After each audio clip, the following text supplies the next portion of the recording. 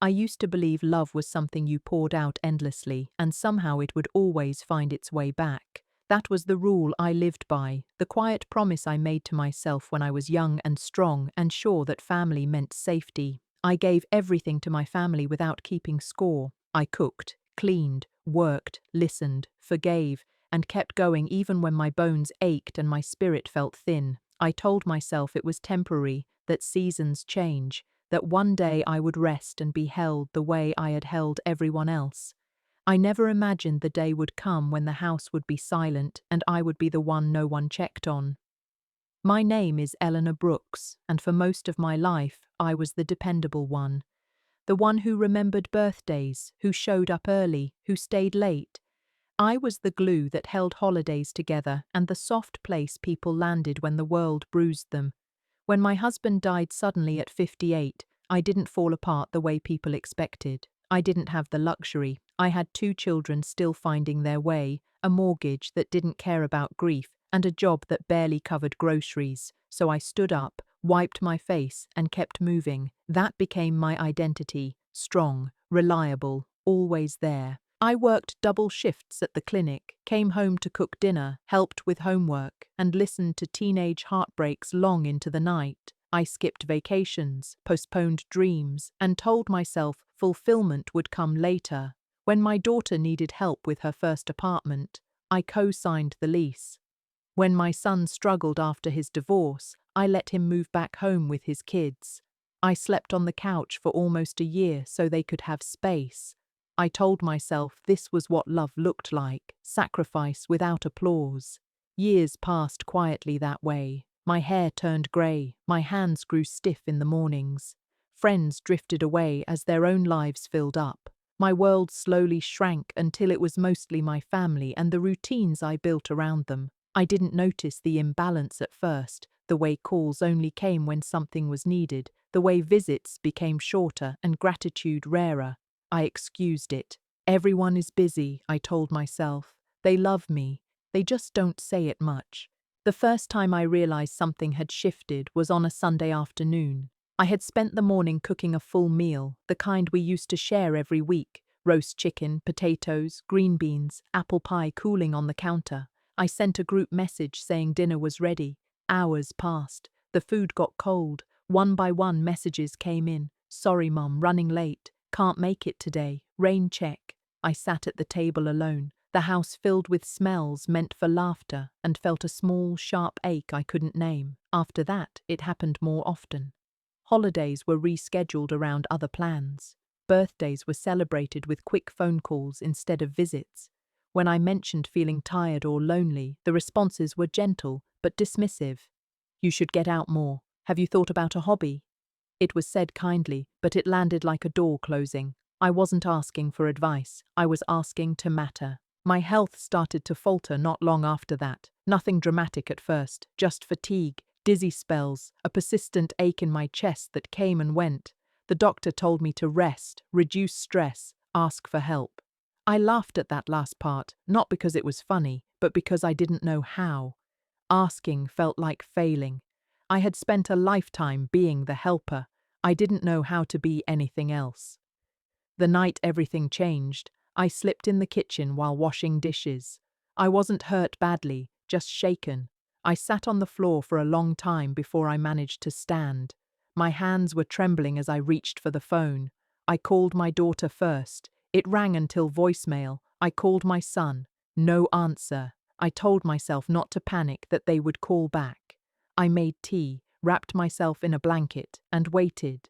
They never came that night, or the next day, or the day after that.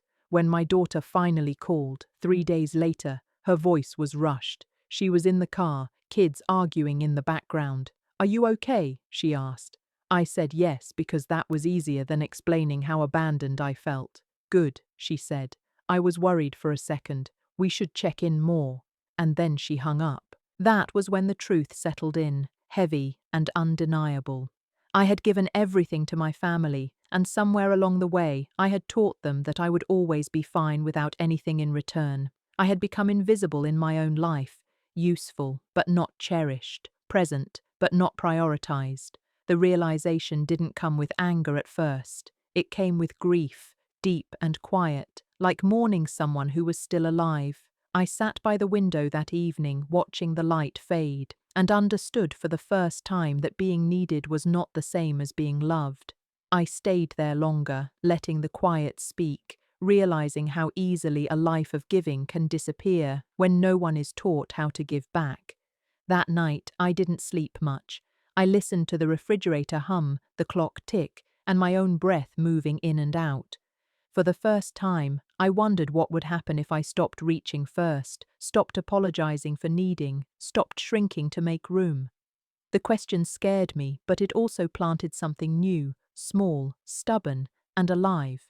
I did not know then that this moment was the beginning of everything changing for me at last, finally. In the weeks that followed, I moved through my days differently, like someone who had just learned the ground beneath her was thinner than she believed. I still woke early, still made coffee, still kept the house in order, but something had shifted inside me. I noticed how quiet the phone was, how entire days passed without my name crossing anyone's mind.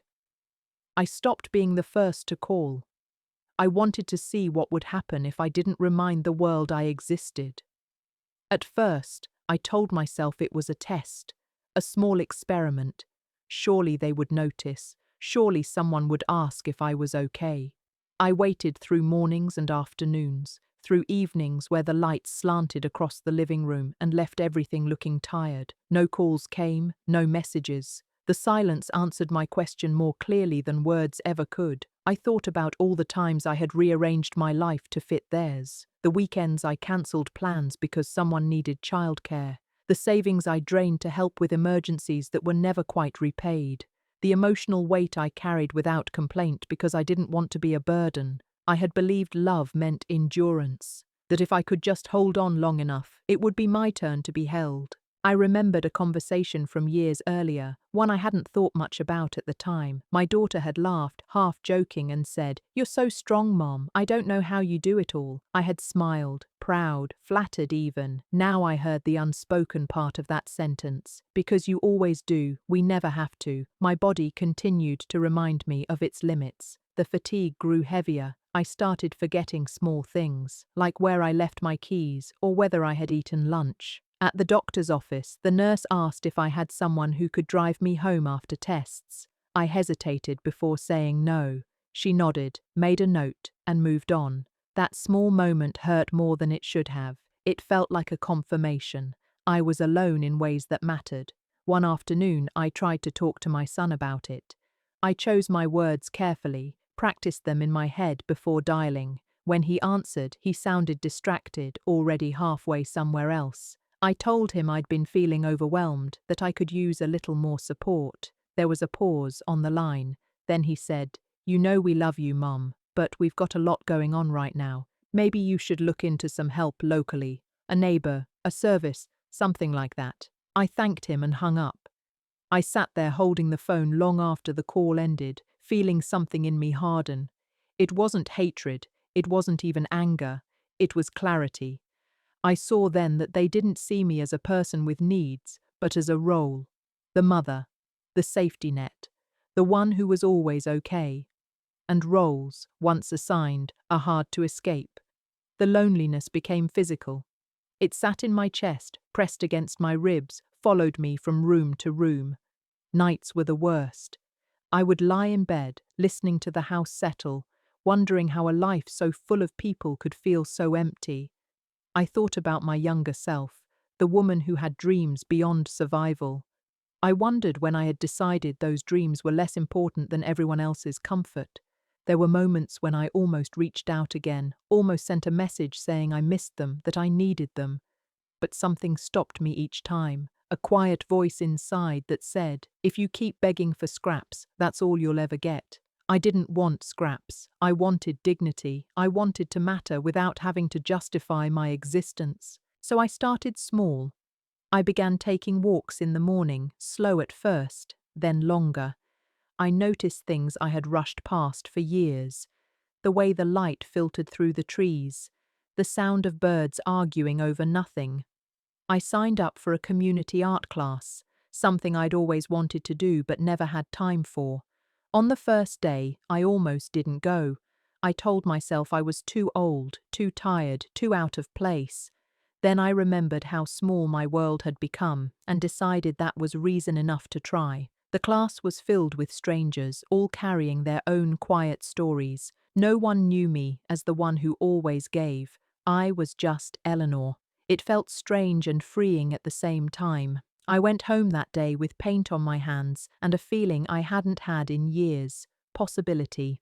Still, the ache didn't disappear. Healing is not a straight line. There were days I felt strong, and days the silence swallowed me whole. But slowly, I began to understand something I had never allowed myself to see. I had been abandoned long before anyone stopped calling. I had abandoned myself first. As that realization settled in, it didn't explode my life the way revelations sometimes do. It moved in quietly, rearranging things when I wasn't looking. I began to notice how often I apologized for taking up space, even when I was alone. I caught myself whispering sorry when I dropped a spoon, as if the walls were inconvenienced by my clumsiness. It was a habit built over decades, the instinct to make myself smaller before anyone else had the chance to ask. I started paying attention to my own voice, not the one I used with my children, warm and reassuring, but the one that spoke inside my head.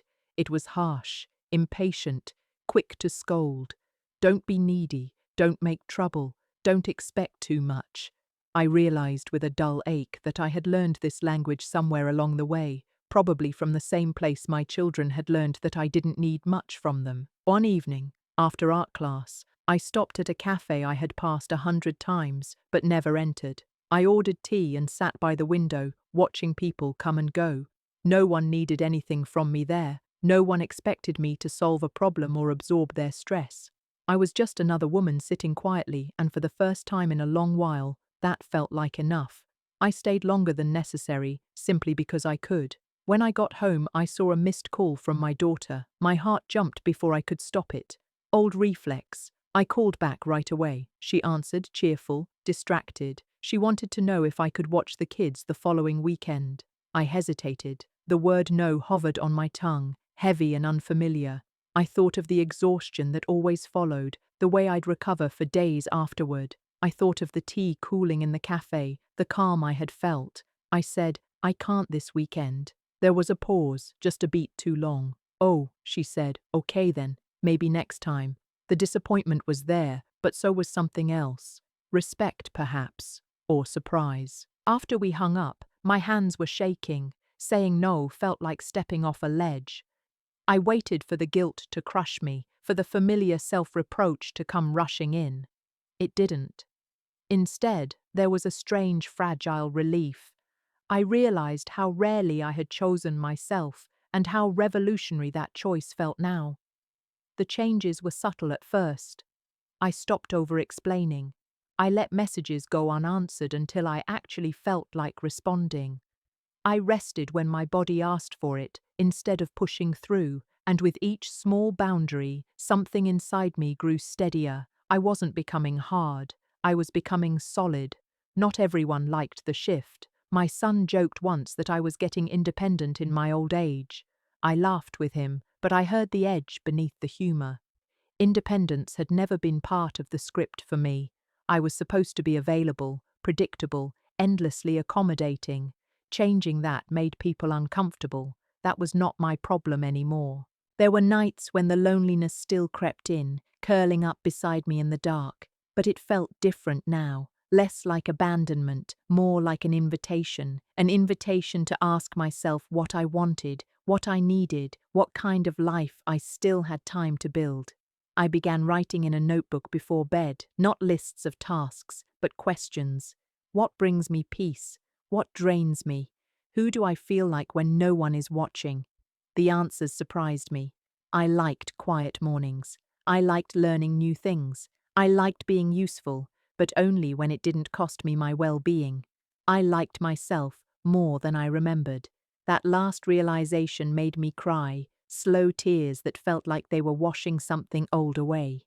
One afternoon, while cleaning out a closet, I found a box of letters I had written to my husband years ago but never sent. Pages filled with hope, fear, plans for a future we didn't get. I sat on the floor and read them, feeling both grief and gratitude. I had loved deeply. I had lived fully, even if it didn't always look that way. That counted for something. I didn't know then how much my life was about to change, or how far the quiet work I was doing inside myself would carry me. I only knew that I was no longer willing to disappear to make others comfortable. Whatever came next, I would meet it standing. The real test came when my health took a sharper turn, the kind that doesn't ask for permission before rearranging your life. I woke one morning with a tightness in my chest that wouldn't ease, no matter how slowly I moved or how carefully I breathed. Fear rose up, cold and insistent. This time, I didn't wait. I called for help, rode in the ambulance with a stranger's calm voice in my ear, and stared at the ceiling lights as they rushed past, wondering who would be notified if things went wrong.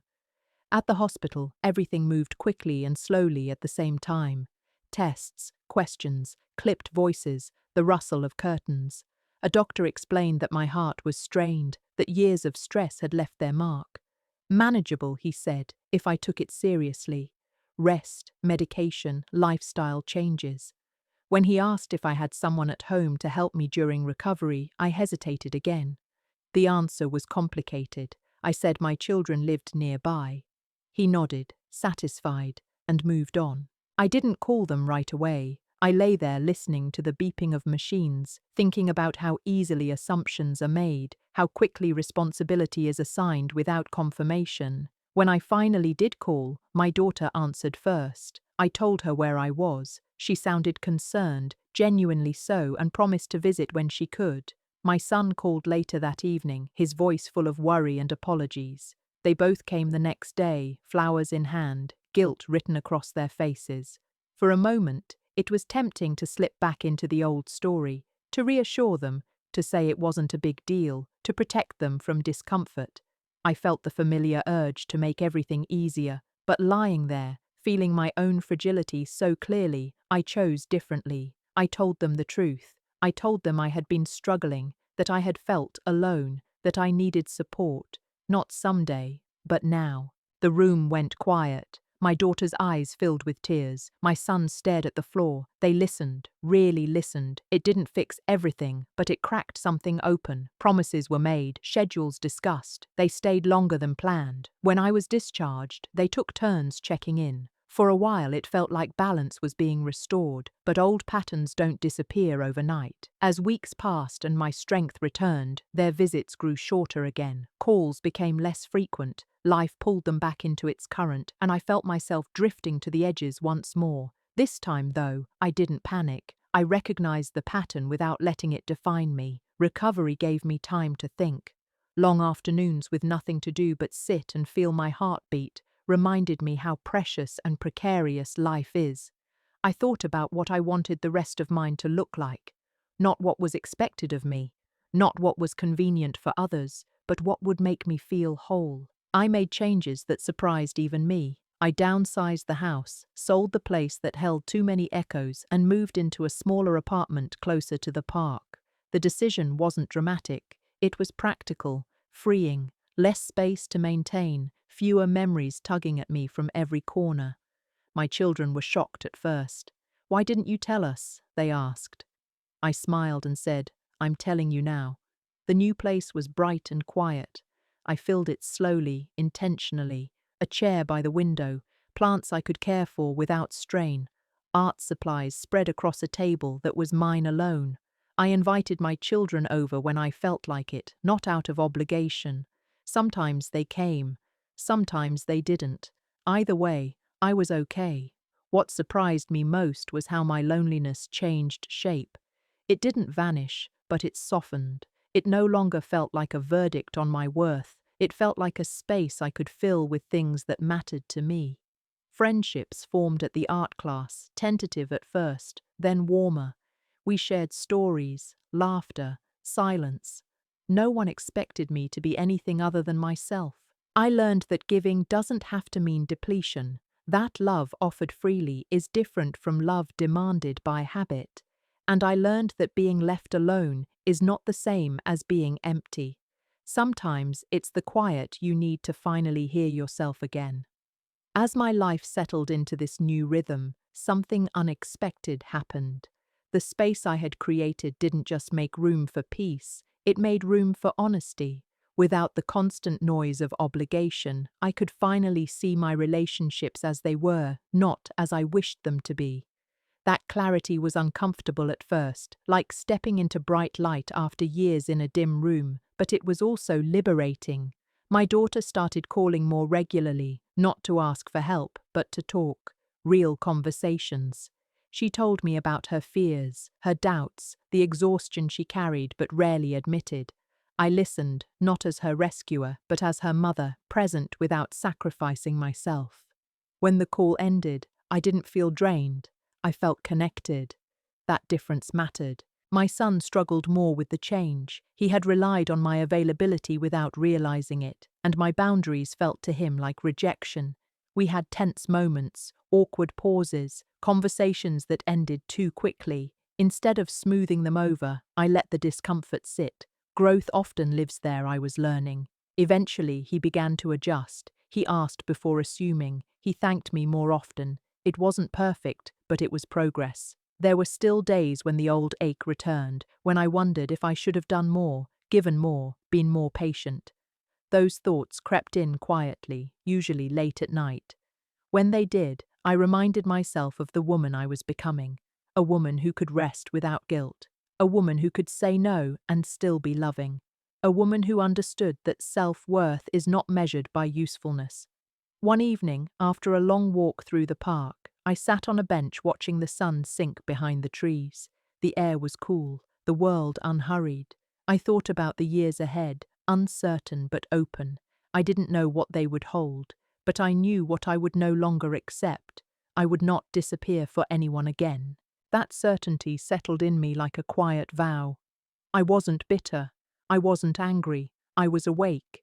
And in that awareness, I found a kind of peace I had never known before, one that didn't depend on being needed, only on being true to myself. Time has a way of testing the lessons we think we've learned. Just when I believed I had found my footing, life introduced a new quiet challenge, one that didn't announce itself loudly but unfolded over months, patiently, persistently. It began with invitations I declined without apology, and moments I chose myself without explanation. These were small acts, but they carried weight. They reshaped how others approached me, and how I approached myself. The holidays arrived, and with them expectations. For years I had hosted every gathering, cooked every dish, smoothed every tension. That first year in my smaller apartment, I didn't offer. I waited. When my daughter asked where we were celebrating, I said, "I'm keeping it simple this year. You're welcome to come by if you'd like." The silence on the line stretched longer than usual. She agreed, sounding uncertain. On the day itself, I cooked one dish I loved, not a spread designed to impress. They came, stayed briefly, and left. When the door closed, I felt a pang, but also relief. I had honored myself. That winter was quieter than any I could remember. Some evenings felt too long. The absence of noise made room for reflection I hadn't anticipated. I confronted regrets I had buried under busyness, choices I made out of fear rather than desire, relationships I maintained out of habit. None of it was comfortable, but it was honest. I began to understand that loneliness is not always about being alone. Sometimes it's about not being seen, even by yourself. I started volunteering at the community center twice a week, helping with literacy programs. The work was gentle, meaningful. The people there knew nothing about my past sacrifices. They valued me for who I was in that moment. I laughed more than I had in years. I felt useful without feeling used. That distinction mattered more than I ever expected. One afternoon, after a session, a woman my age asked if I wanted to join her for coffee. We talked for hours about nothing and everything, our children, our mistakes, our small victories.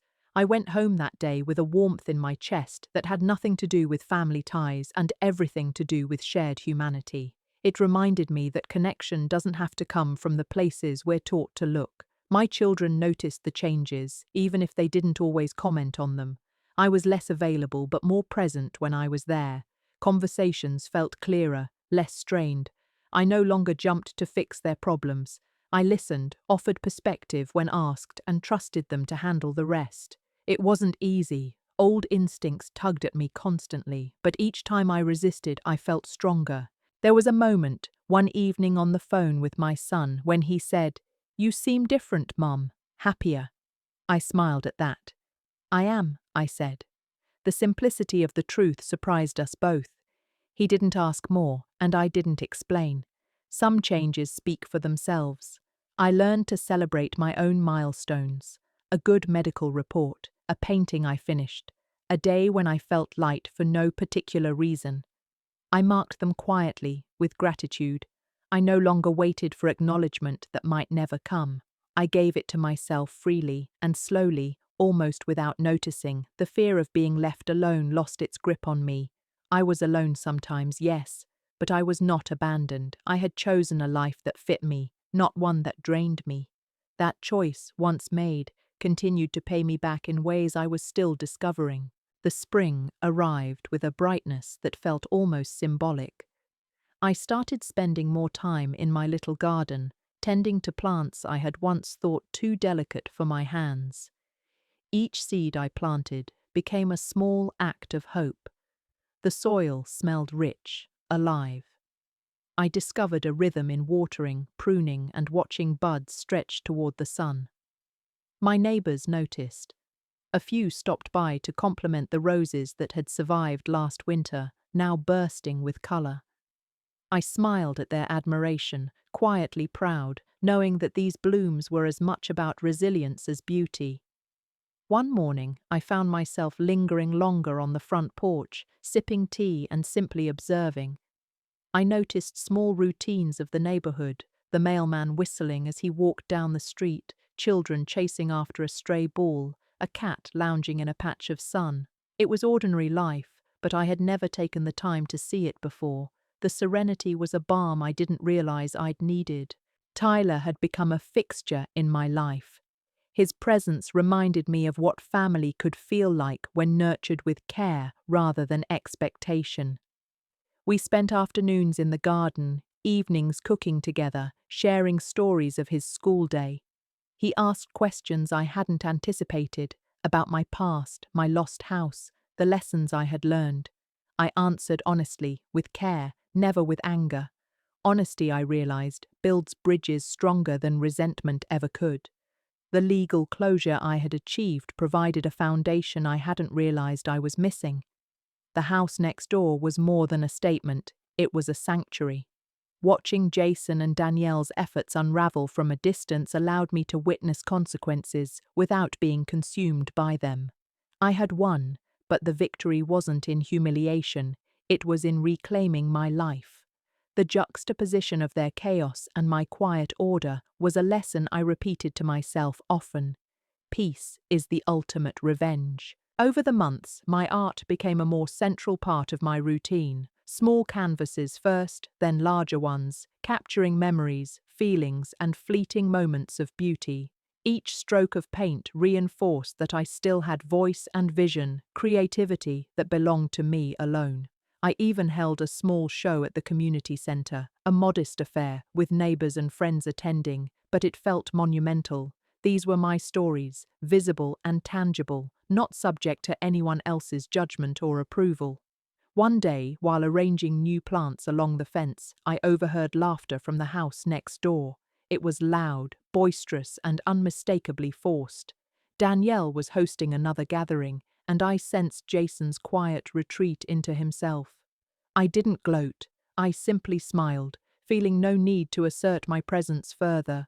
Peace, I realized, isn't loud. It's steady, unshakable, and profoundly satisfying. Tyler was growing more confident, more grounded. He confided in me about school, friendships, and the challenges of adolescence. I listened, advised when appropriate, but allowed him the space to navigate his life. My role had transformed from disciplinarian to mentor, protector, and witness. The gap left by his parents' failures became a space for guidance, understanding, and unconditional support. Occasionally, I reflected on my children, wondering if they would ever understand the depth of what they had taken for granted. Sometimes they reached out, carefully, tentatively. I answered without resentment, offering kindness without expectation. Their awareness, or lack thereof, no longer dictated my peace. That clarity was liberating. I realized that forgiveness doesn't require reconciliation. It requires acknowledgement of one's own boundaries, the courage to maintain them, and the wisdom to protect one's own life from further erosion. The neighborhood itself began to feel more like home, not because of its streets or houses, but because of the community I cultivated within it. The volunteers at the center, the neighbors I greeted, and the children who played under my watchful eye all became threads in a new tapestry. A life stitched together by choice rather than obligation, by love rather than duty. I found joy in the smallest of routines: morning walks, listening to birds, tending to my plants, baking bread, painting, sharing meals with Tyler. Each activity, once overlooked or taken for granted, became deliberate and meaningful. I marveled at the resilience of the human spirit, the way it can find light even in the shadow of betrayal. My body aged, my hands bore scars of past struggles, but my mind, my heart, and my soul were renewed by agency and purpose. Evenings on the porch became sacred rituals. I sipped tea while observing the fading light, feeling a profound sense of ownership over my own time and choices. The roses bloomed, the garden flourished, and the house felt alive with intention. Silence, once heavy with loss, was now infused with presence and clarity. Every rustle of wind, every chirp of a bird, every passing neighbor reinforced that life, reclaimed and intentional, is more vibrant than any material possession lost or regained. Tyler asked one evening, "Grandma, do you ever feel lonely?" I paused, considering my answer. "Sometimes," I said honestly, "but not the way I used to. Being alone is different from being abandoned. I am with myself, and that is enough. And I am with you, which makes it richer." He nodded, thoughtful, and returned to his homework. The simplicity of the moment belied its depth. I realized that nurturing another life, creating structure, love, and security for someone could fill the void left by the absent or indifferent. The legal battles, the confrontation with Jason and Danielle, the sale of the old house, the strategic purchase next door, all of it had been a crucible. But the transformation it sparked was the true victory. Power had shifted from them to me, not merely in material terms, but in the mastery of my own life. I had reclaimed dignity, respect, and, most importantly, peace. And in that peace there was room for growth, for connection, and for joy untainted by fear or expectation.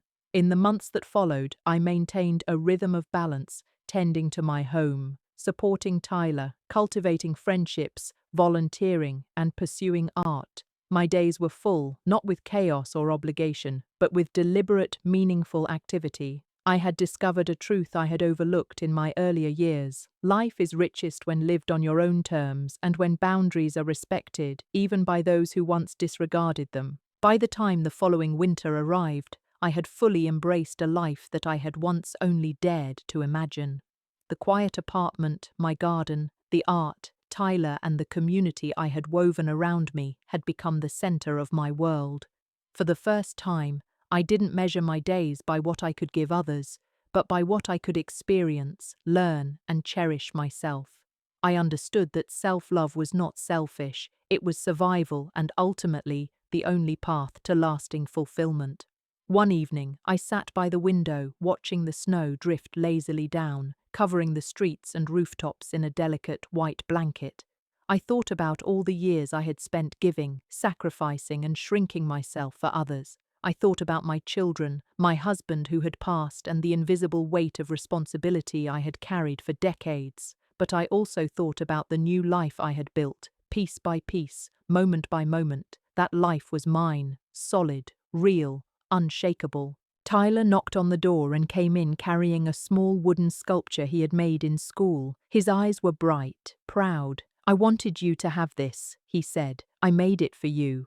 I held it carefully, turning it over in my hands, feeling the weight and care he had put into it. It struck me how far we had both come. He had grown stronger, more confident, and I had learned to see myself as someone worthy of attention, care, and love, not because I earned it through sacrifice, but because I existed. That was a revelation that settled deep in my bones. In the following weeks, my children began to respond differently to my boundaries. They called not out of obligation, but with genuine interest. They began to check in without being prompted, to listen without rushing, and to recognize the woman I had become. Our interactions still carried echoes of the past, the habits of dependence, but they were tempered now by awareness. I was no longer invisible. I was present, fully, unapologetically. Art continued to fill my hours. I painted scenes of my childhood, abstract expressions of emotion, and vibrant depictions of the garden I tended so carefully. Each piece became a testament to the resilience I had cultivated, the lessons learned through solitude, and the beauty found in self-reclamation. When my neighbors or friends complimented my work, I smiled but did not seek their approval. I had discovered the difference between acknowledgement and validation. The former is a gift, the latter a necessity I no longer required.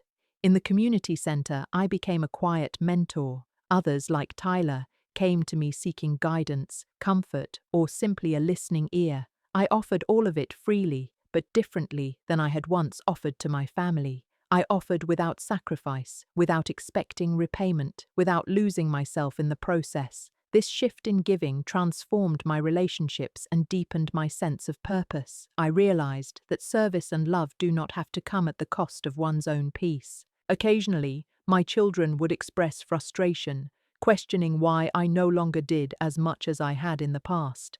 I listened, calmly, without defensiveness. "I'm still here," I would say, "but I'm here differently now." Initially, there were misunderstandings, but gradually they began to see the wisdom in that balance. The woman who had always been strong and dependable was now also firm, self-respecting, and unafraid to set boundaries. One afternoon, while sitting on the porch with a cup of tea, I reflected on the woman I had once been, the one who gave everything and expected nothing, who bent until she almost broke. I acknowledged her courage, her endurance, and her love, but I also recognized the cost. She had done her part. Now it was time for a different kind of living, one where love and care were mutual, where acknowledgement was earned, and where self-respect was non-negotiable. As the months unfolded, my life grew richer in ways I had never anticipated. I celebrated milestones quietly but meaningfully. Tyler's academic achievements, friends' weddings, small victories in the community center, and moments of creative satisfaction became my markers of progress. I no longer relied on family validation, finding fulfillment in the simple, steady rhythm of a life fully my own. The winter deepened, but my spirit felt light. I had learned that loneliness is not always a curse, nor is it always a punishment. It can be a teacher, a mirror, and a guide. It had shown me who I truly was, what I could endure, and what I deserved.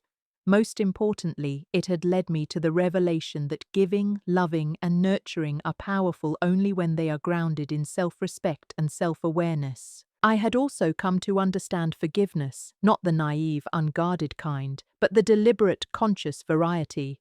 I forgave my children for their inattentiveness, for the times they took my care for granted, for the moments they failed to notice my struggles. I forgave them, not for their sake, but to release the hold that past disappointment had on me. Forgiveness became a shield, not a surrender. It allowed me to love without being depleted, to care without losing myself. And so, I moved into the next chapter of my life with gratitude, clarity, and strength. I had given everything, yes, but I had also survived, reclaimed, and transformed. I was no longer alone in the way that had once wounded me. I was alone only in the sense that I could finally enjoy my own company without fear, without neediness, without resentment. That solitude was not a void, it was freedom. The final months of that year brought quiet victories, subtle shifts that felt monumental to me. I woke each morning with a sense of ownership over my time, my space, and my choices. The apartment smelled of fresh coffee and blooming flowers. Tyler's laughter echoed through the rooms as he recounted school adventures. The art supplies on my table were no longer dormant, they were alive with possibility, each canvas a reflection of my journey. In those small details, I found profound joy.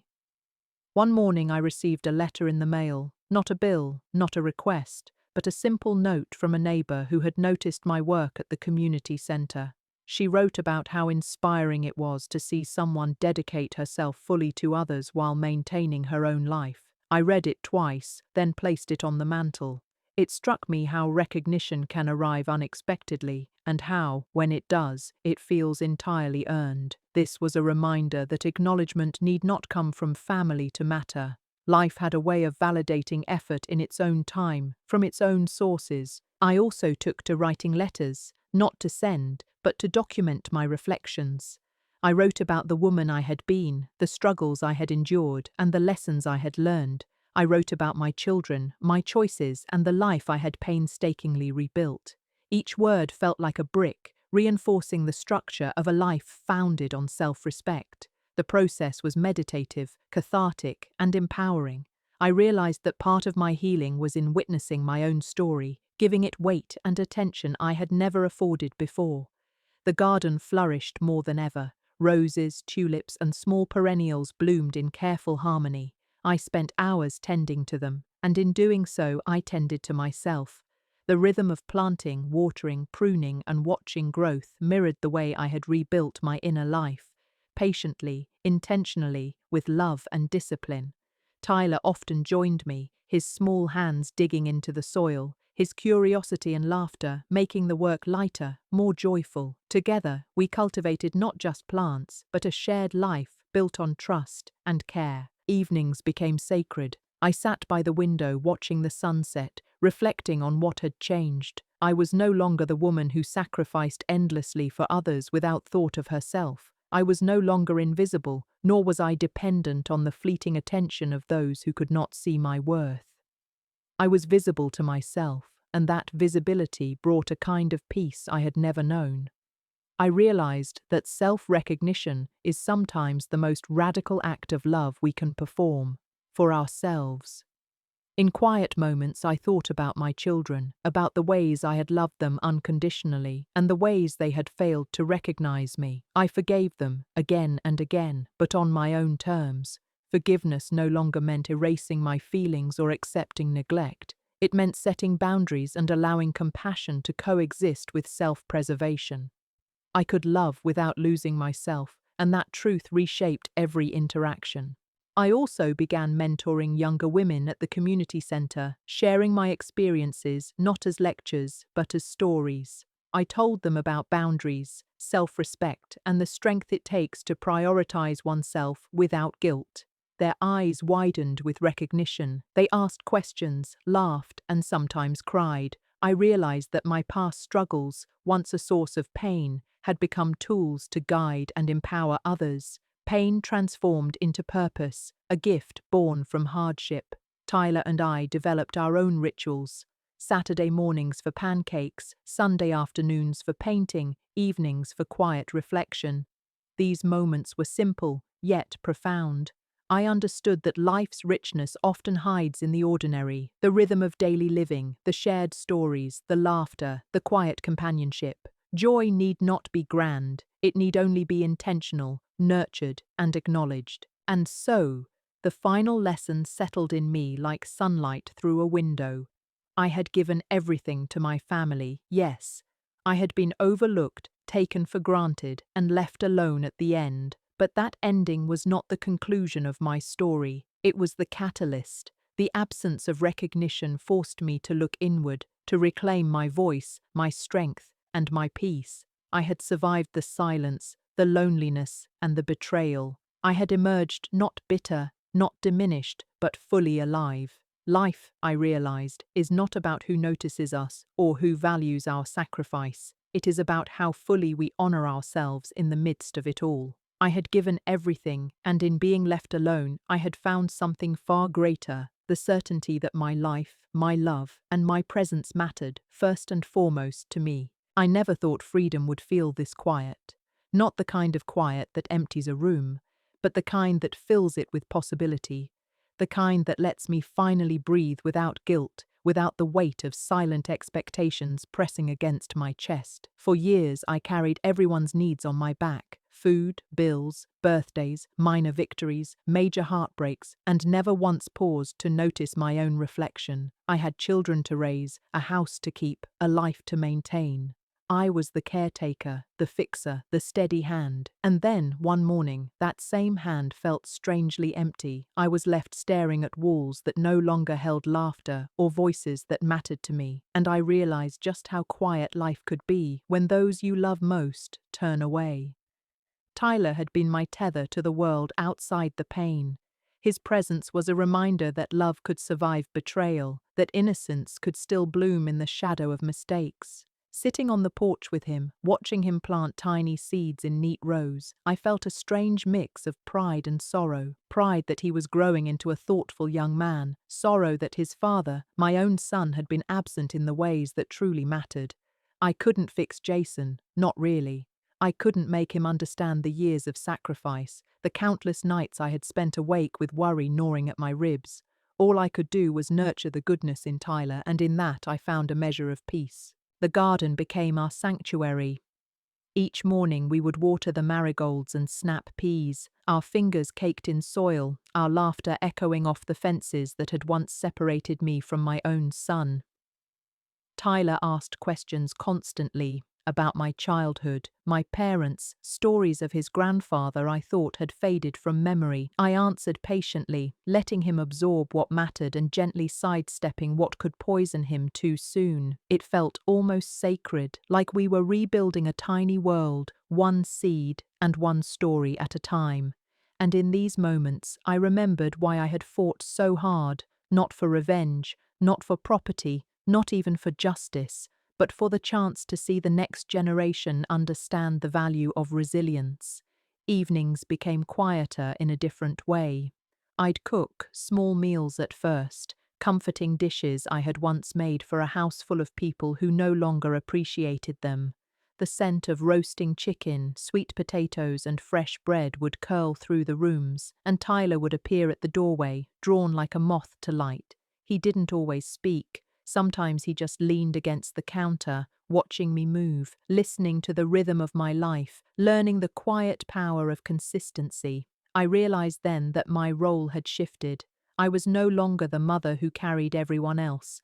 I was the grandmother who would teach Tyler the weight of love, the courage of boundaries, and the necessity of standing firm when the world tries to erase you. Jason's absence was a constant, though, like an unspoken threat lurking at the edges of our new peace. I didn't fear him, not anymore, but I respected the shadow he could cast if I allowed it. Each knock on the door, each pause in the day that suggested his presence, reminded me that the world outside my property still demanded vigilance.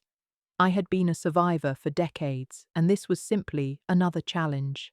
Unlike the past, though, I no longer felt the crushing responsibility to endure silently. I had allies now, legal safeguards, and the knowledge that silence could be weaponized. My victories were no longer whispered in fear, they were deliberate, measured, and enduring. I began to notice changes in the neighborhood. People would nod as they passed, a quiet acknowledgement of the truth they could sense but not fully speak. The gossip about Jason and Danielle's departure swirled beneath the surface, like currents moving through still water. Some of it was whispered admiration. People were quietly astonished that a woman had taken control of her life and refused to be diminished. Others carried a subtle caution, a warning about how easily betrayal could appear disguised as care. And I understood that this, too, was part of my work, to show that a life of dedication and sacrifice didn't have to end in erasure, that standing firm could cultivate respect even where resentment once thrived. The house I now lived in became more than a residence. It became a statement. Every painting I hung, every flower I planted, every morning I poured a cup of jasmine tea and watched the world wake, was a declaration that I still mattered, that my life had purpose beyond what had been stolen. Tyler was at my side through much of it, his curiosity and warmth turning every chore into a lesson. I taught him to bake bread, to knead dough until it held shape. I showed him how to prune roses so they would bloom brighter next season. I explained why we labeled seeds, even though we could remember what we planted. Every small act carried intention, a thread of legacy woven into the fabric of our days. One afternoon, while organizing my papers, I found myself reading letters and documents I had forgotten existed, legal forms, old bank statements, personal journals. Each piece was a fragment of history I had lived but nearly lost to inattention and betrayal. I sat there for hours, tracing my own life through the ink, marveling at how much I had done, how much I had endured, and how much still lay ahead. The irony wasn't lost on me. I had been dismissed as fragile, old, and irrelevant, yet here I was, fully present, fully capable, and fully alive. It was a strange kind of triumph, one that had nothing to do with wealth or revenge, and everything to do with reclaiming the right to exist on my own terms. Tyler watched me quietly, absorbing lessons without lectures. He didn't need reminders about the past. He needed tools for the future. And I gave them to him, gently, consistently, with patience I had honed over decades. The house became a school of life in miniature, a place where values were cultivated, curiosity nurtured, and respect for self and others reinforced daily. I realized that all the pain I had endured, betrayal, neglect, erasure, had prepared me for this final chapter. I wasn't just surviving, I was creating, teaching, and flourishing in ways that those who had tried to diminish me could never understand. Evenings brought a calm that surprised me. Tyler would finish his homework and we'd sit together in the living room, a blanket draped over our shoulders, a warm light spilling from the lamp onto worn pages of books. I read to him stories of courage, resilience, and love, stories that reflected the very life he was beginning to understand through observation and experience. Occasionally, I would pause, letting the silence speak for itself. Tyler never seemed bored. He understood, perhaps intuitively, that some lessons were absorbed through presence, not words, and in that quiet, I felt a profound sense of completeness, a recognition that I had survived everything, lost nothing I truly needed, and gained something far more enduring, the ability to pass on wisdom, love, and strength. Word of our small domestic victories began to reach further.